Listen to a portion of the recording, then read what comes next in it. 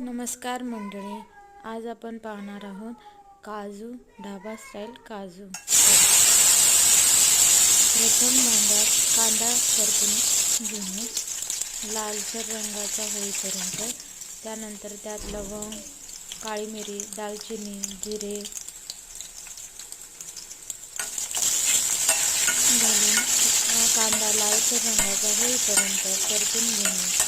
नंतर त्यात आलं, लसूण, कोथिंबीर आणि खोबऱ्याचं वाटण घालावं। नंतर हळद घालावी। त्यानंतर गरम मसाला घालावा।